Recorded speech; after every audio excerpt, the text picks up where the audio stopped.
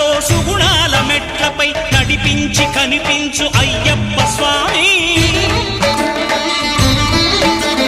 మకర సంక్రాంతి సజ్జోతివై అరుదెంచి మహిమలను చూపించు మణికంఠ స్వామి. కర్మబంధము బాపు ధర్మశాస్త్ర